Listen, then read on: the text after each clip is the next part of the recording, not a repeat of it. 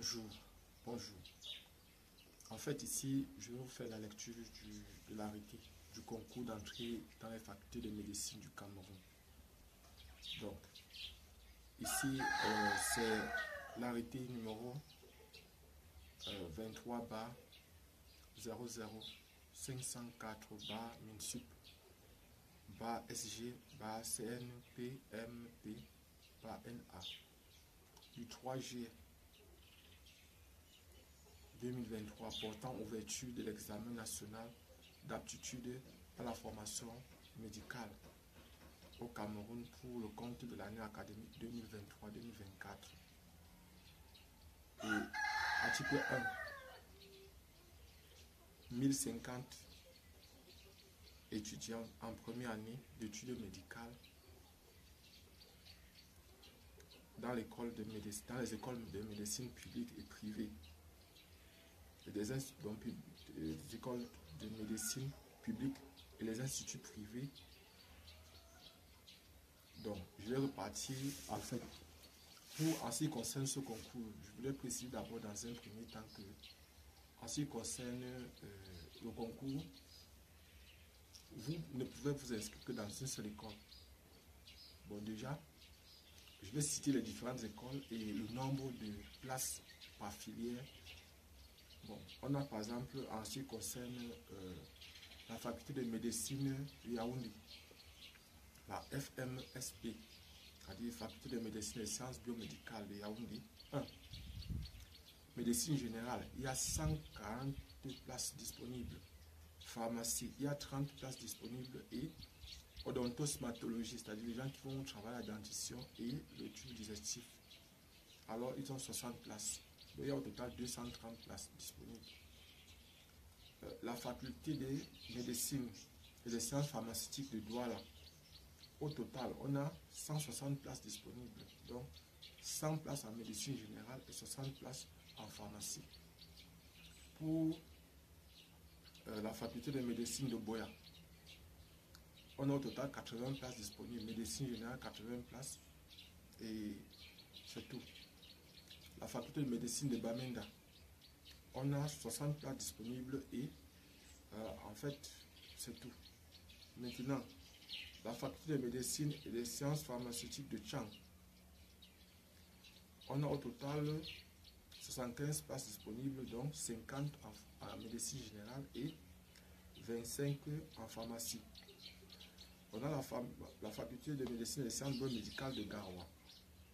On a au total,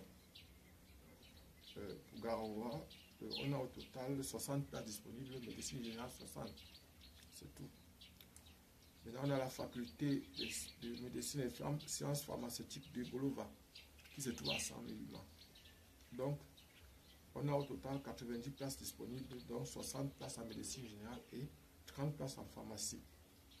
On a SHM, donc SHMS de Kumbo.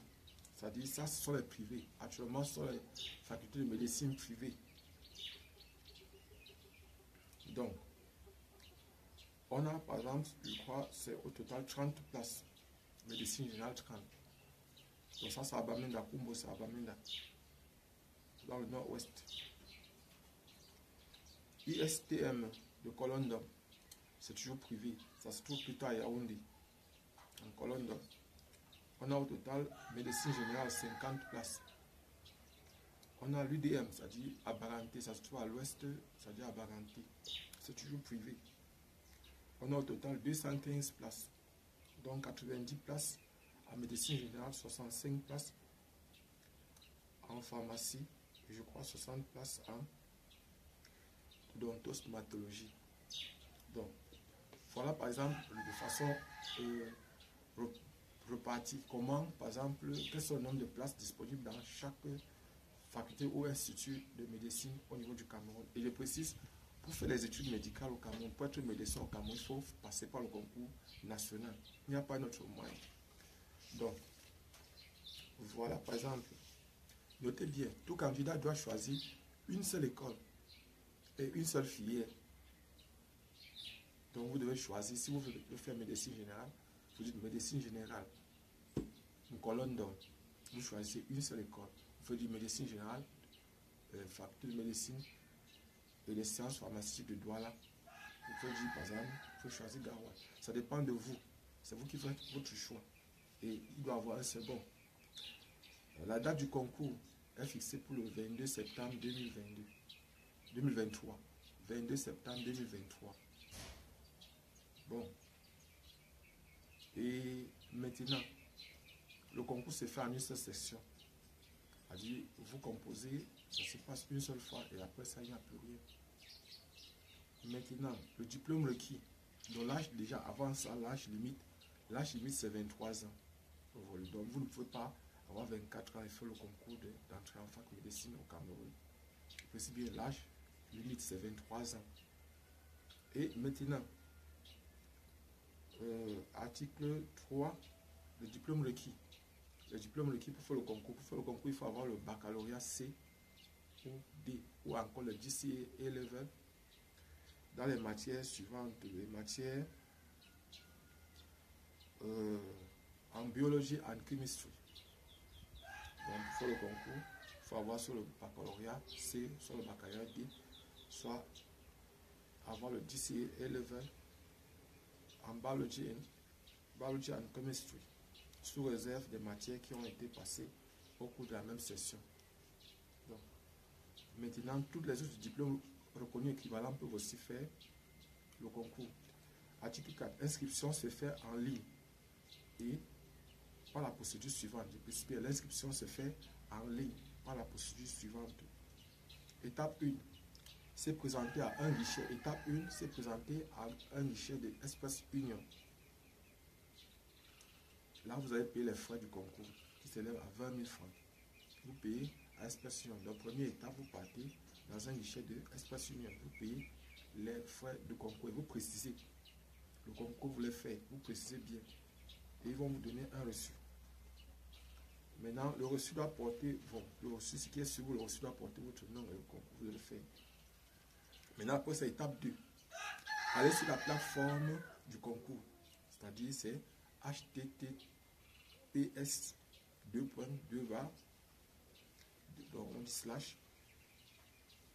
concours.minsub.dorg.net et saisir le numéro de la transaction. Et lorsque vous allez payer, demandez à ceux-là le numéro de la transaction, ils vont vous montrer. C'est-à-dire ceux de la banque de Express Union ou de la, ceux de Express Union peuvent vous montrer le numéro de la transaction. Et donc vous allez aller sur la plateforme, deuxième étape, sur la plateforme, maintenant introduire le numéro de la transaction. Maintenant saisir le numéro de la transaction du paiement pour accéder au formulaire d'inscription en ligne. Donc vous allez saisir le numéro pour étape 3. Remplir le formulaire, l'enregistrer et l'éditer. La fiche individuelle est générée. Donc vous allez remplir et après ça, vous allez enregistrer. Après ça, vous allez imprimer.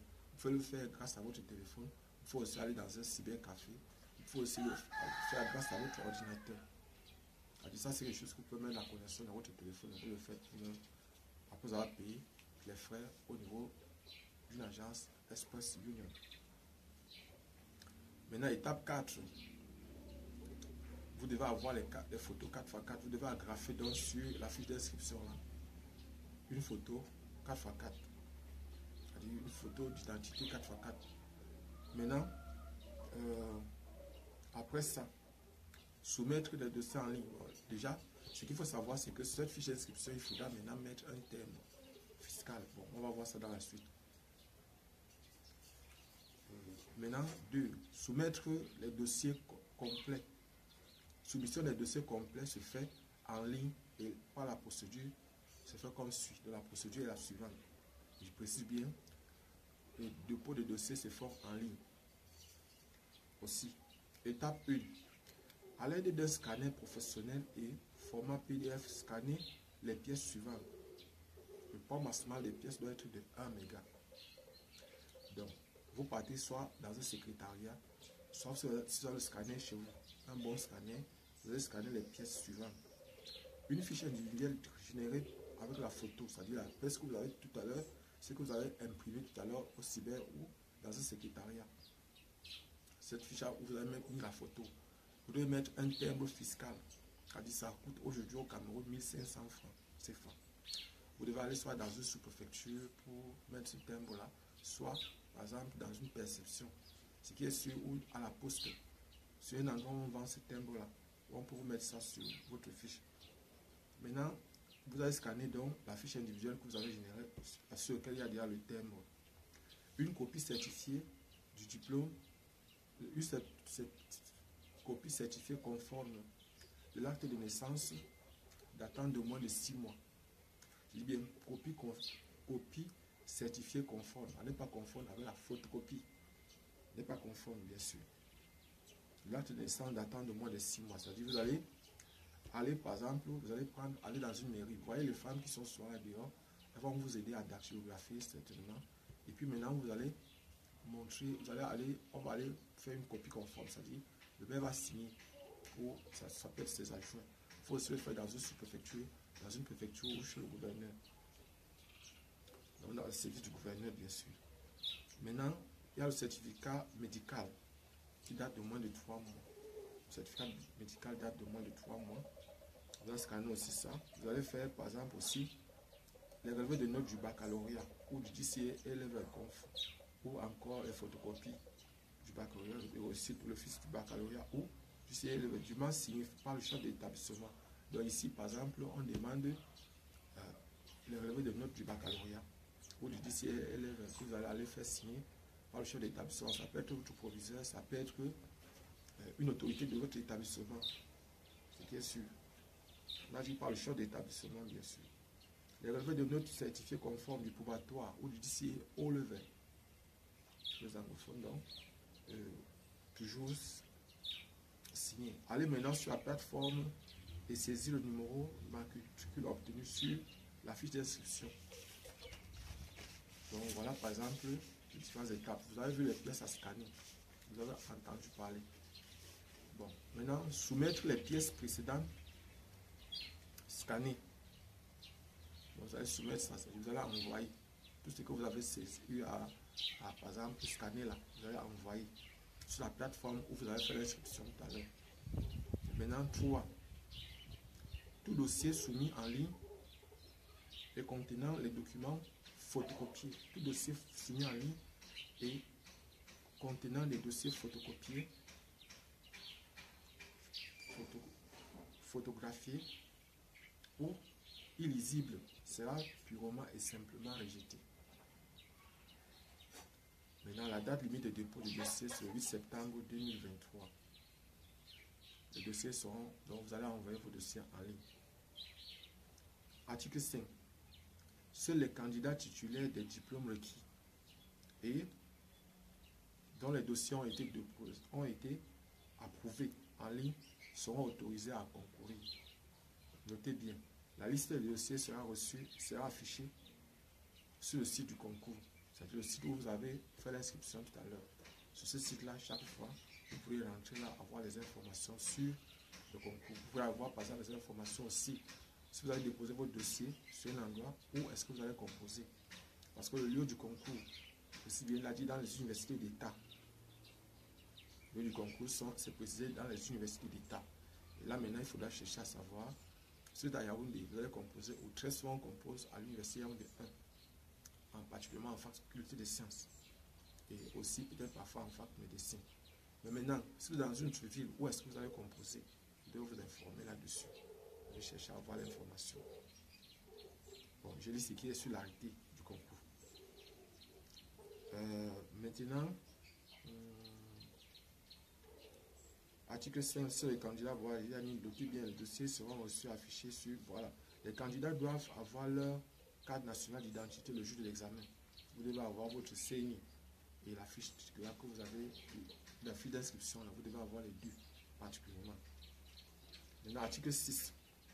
Le centre d'examen sera communiqué par un arrêté du ministre de l'enseignement supérieur. Donc vous devez être attentif. Le centre d'examen sera communiqué par un arrêté du ministre de l'enseignement supérieur. Donc vous devez chercher à être attentif pour être au courant de cet arrêté du ministre qui permet de savoir l'endroit où vous allez avoir à composer votre concours. Maintenant, article 7. L'examen comporte, c'est-à-dire ça sont les épreuves qui vont venir donc maintenant. Une épreuve d'étude de dossier, coefficient 1. Bon, l'étude de dossier, en fait, ça c'est la première épreuve, étude de dossier. Deuxième épreuve, c'est une épreuve de biologie, physique, chimie. Biologie, physique, chimie, ça c'est la deuxième épreuve. Troisième épreuve, c'est une épreuve écrite de culture générale. On va revenir sur chaque partie. Maintenant, l'étude du dossier, article 8, l'étude du dossier est notée coefficient 1, on a dit. Et maintenant, les résultats, ça concerne les résultats du probatoire, les résultats du baccalauréat et l'âge du candidat. Donc, les résultats du probatoire, les résultats du baccalauréat et âge du candidat. Voilà ce que contient maintenant. Il y a aussi une épreuve, on a dit tout à l'heure, il y a une épreuve de physique, chimie, biologie, ou bien de biologie, physique, chimie. Bon, en fait, en ce qui concerne les épreuves de physique, chimie, biologie, vous devez savoir une chose, c'est que la biologie, ça va dépendre maintenant des différentes filières, des spécialités de chaque personne. Si vous avez fait par exemple biologie, la médecine générale va compter, c'est-à-dire, donc si vous avez fait par exemple médecine générale plutôt, la biologie compte coefficient 2, la physique coefficient 1, chimie coefficient 1. Si vous avez fait pharmacie, la biologie compte coefficient 1, physique coefficient 1, chimie coefficient 2. Si vous avez fait par exemple odontostomatologie, la biologie coefficient 2, physique coefficient 1, chimie coefficient 1. Et il faut savoir que la biologie vient 50 QCM, très souvent 50 QCM, c'est-à-dire question à choix multiple. La physique 25 QCM et chimie 25 QCM. Et ce qu'il faut savoir, c'est qu'il y a une note éliminatoire. Sur les 100 QCM que vous avez, la note éliminatoire est chaque fois, en chaque matière, moins de 5 sur 20.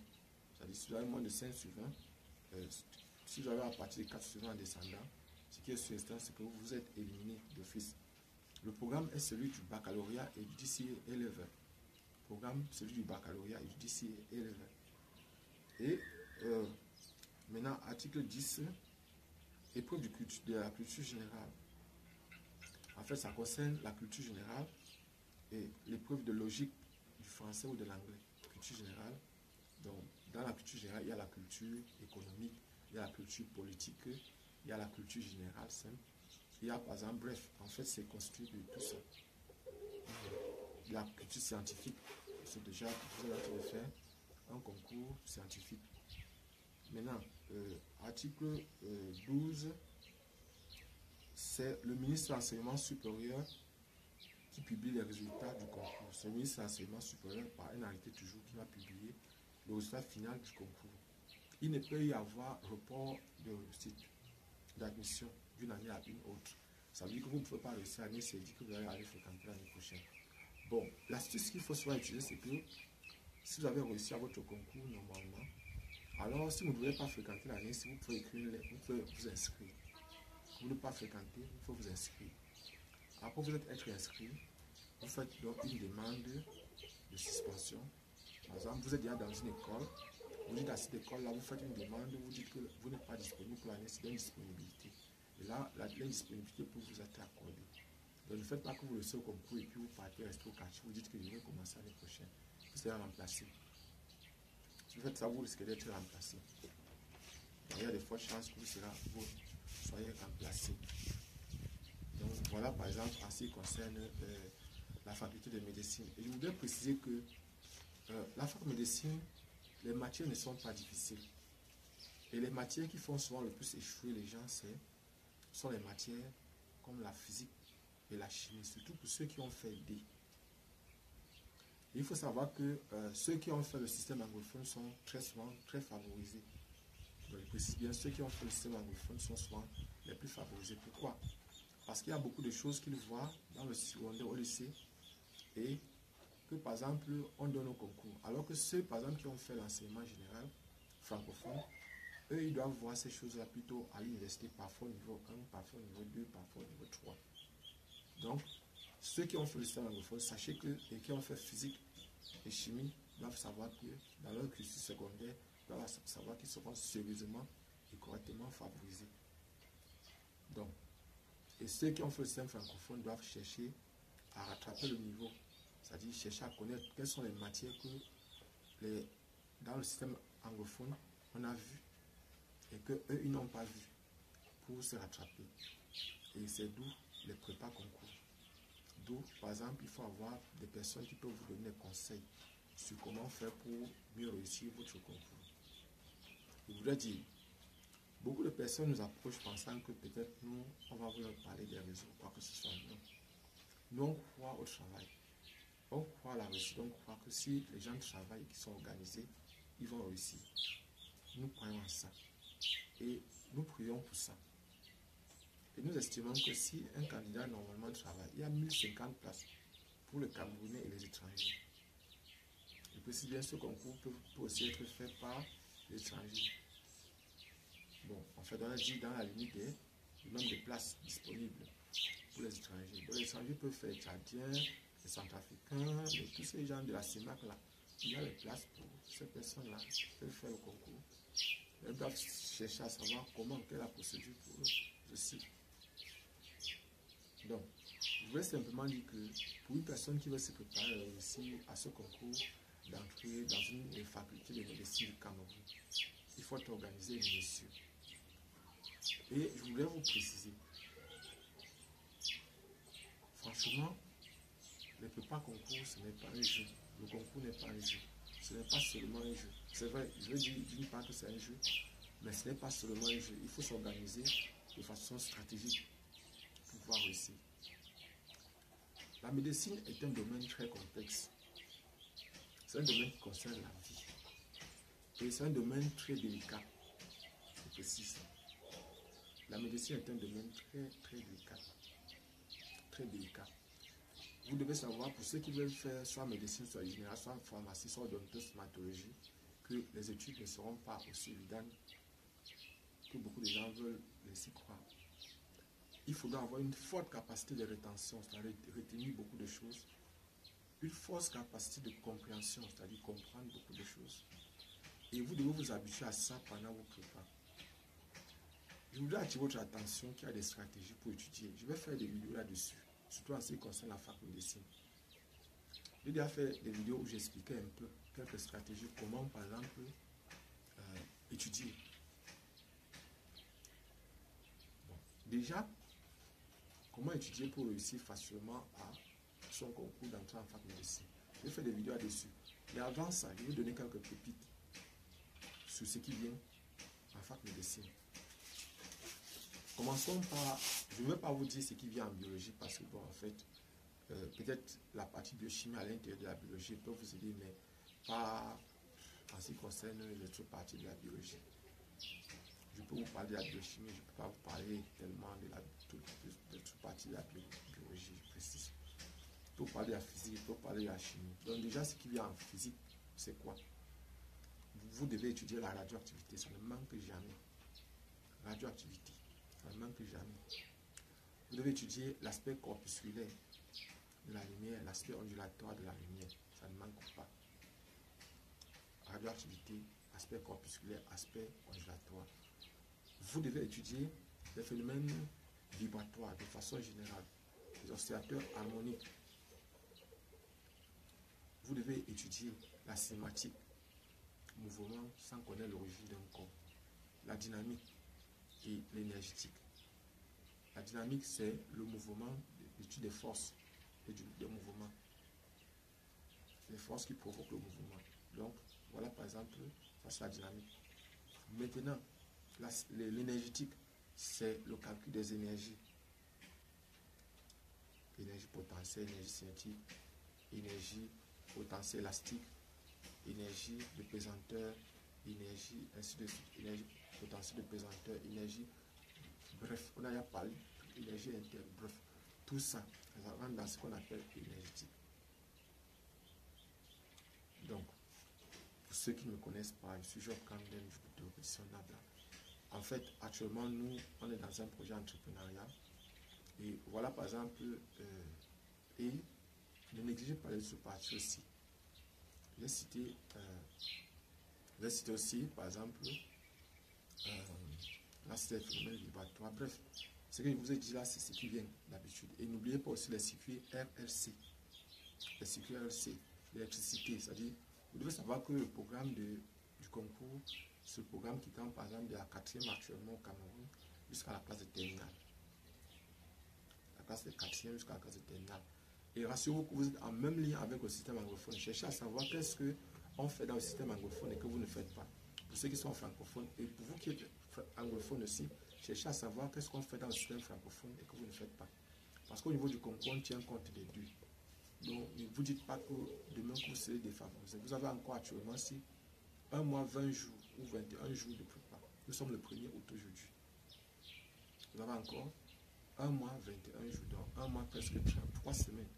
1 mois, 3 semaines pour vous préparer. Et en fait, normalement, pour une bonne préparation, en 1 mois et demi, une personne peut encore réussir dans son concours. Maintenant, qu'est-ce qui va venir? Qu'est-ce qui vient souvent en chimie? En chimie, peut être terre à terre. Les acides de base ne manquent pas. Et quand on parle d'acide de base, vous devez savoir qu'est-ce qu'un acide selon Bronsted, selon Arrhenius, selon Lewis. Vous devez savoir par exemple qu'est-ce qu'un acide faible, qu'est-ce qu'une base faible, qu'est-ce qu'un acide fort, qu'est-ce qu'une base forte. Et maintenant, les mélanges, en ce qui concerne les mélanges acide-base, si je mélange 2 acides, qu'est-ce qui se passe? Si je mélange 2 bases, qu'est-ce qui se passe? Comment trouver le pH, comment trouver la concentration? Lorsqu'il fait le mélange de 2 acides, de 2 bases, quand il fait le mélange, par exemple, d'un acide fort avec une base faible ou une base forte, et ainsi de suite, ainsi de suite. Qu'est-ce qui se passe en ce qui concerne le pH chaque fois ou le calcul des concentrations? Donc voilà, par exemple, ce que j'avais à partager avec vous en ce qui concerne vos prépas. Et je ne peux que vous souhaiter bonne chance. J'attends, s'il y a des personnes qui ont des exercices particuliers ou des questions particulières, j'attends vos questions, j'attends vos suggestions, j'attends par exemple que vous puissiez me dire en physique, il y a telle partie, en chimie. Bon, en chimie aussi, j'ai oublié, j'ai cité seulement les acides de base, il y a l'oxydant réduction. Qu'est-ce qu'un oxydant? Qu'est-ce qu'un réducteur? Est-ce que je peux réussir à identifier, comment identifier un oxydant, un réducteur? Comment par exemple écrire une équation bilan d'une réaction d'oxyde réduction? Comment faire la différence entre une réaction d'oxyde réduction et une réaction acido-basique? Tout ça comme ça. Donc, il y a ça. Il y a les réactions de précipitation qu'il faut connaître. Les réactions de précipitation, c'est-à-dire par exemple formation des sels. En fait, ça, si vous posez la question là, on va vous aider. Il y a aussi maintenant, ça c'est toujours en chimie bien sûr. En chimie organique, vous allez étudier les alcanes, les alcènes, les acides. Vous allez étudier aussi les alcools, les acides carboxyliques, les acides nucléiques. Bon, en fait, les acides nucléiques, vous allez avoir aussi une idée là-dessus, c'est toujours la chimie. Vous devez aussi étudier les acides aminés, les peptides, tout ça comme ça. Vous devez avoir une idée là-dessus. Les peptides, les protéines, vous devez avoir une idée là-dessus. Comment ça se passe? Bon, vous ne devez pas entrer en profondeur peut-être, mais vous devez avoir une idée là-dessus. Voilà par exemple ce que je peux vous donner comme pépite en chimie. Abonnez-vous et partagez au maximum possible cette vidéo. On se voit dans une autre vidéo prochainement.